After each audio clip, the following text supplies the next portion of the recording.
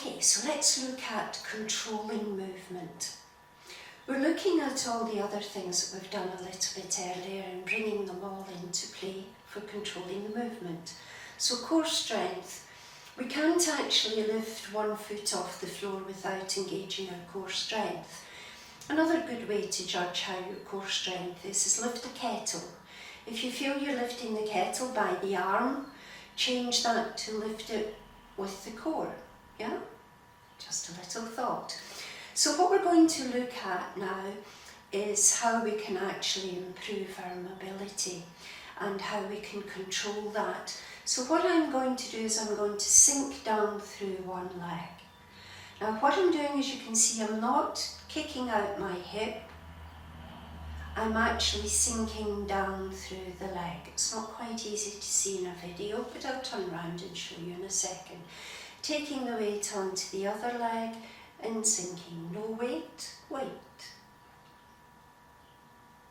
Beginning to transfer the weight. Now, what I'm trying to do is to stay quite level. You can see the branch of the tree. So I'm going to try and stay quite level. Not quite as easy as it looks when you're lining something up. And then just turning and sinking, turning and sinking. Controlling the movement. Eventually, when we get a little better at this, so all the way down through one foot, can we peel the left heel off or the other heel off?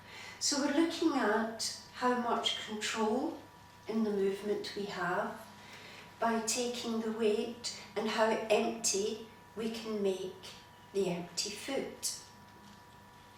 So just sinking. The minute we turn the tail under a little bit and engage your core, lift up our ribs just as before, you'll see that this bending the back of the knee and lifting the heel off the floor becomes a little bit easier. I'm only going to do this for a few seconds, but this is controlling the movement. You'll find out that once you get a little bit better at that, you can then peel the foot off the floor, just rest it in front, resting the heel.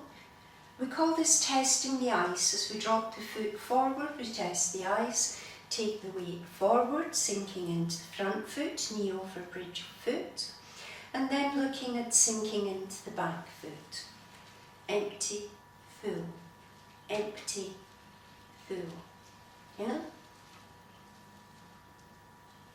And we find that when we control the movements and they become a little bit slower, they actually become easier. So pyramid, wide base, tuck tail under, top of head suspended to roof, peel back foot off the floor, and just rest it in front, mindfully controlling the movements. I'll just step back and let you see that a little bit further from the back.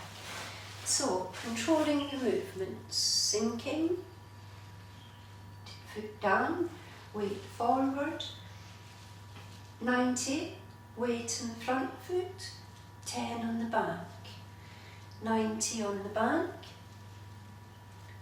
There's not as much as 10 on the front. See how the front foot has dropped, the toe has dropped? So as we walk, I'm placing the heel but not the weight, excuse me, dropping the front toe down, and then this is called testing the ice. Once I feel that I'm safe on this foot, I can then transfer the weight. So controlling the movements. It might be easier for you to start by holding on to a chair or something that you're a bit more comfortable with, a work surface in the kitchen. So putting all these little tips and techniques into play, you can use your core to lift your kettle. You can then put your kettle on, take hold of your work surface, sink and do your Tai Chi walking with the controlled movements, holding on to the work surface or just putting your hand on top for safety. And then, after it all, you can have a cup of tea. Excellent.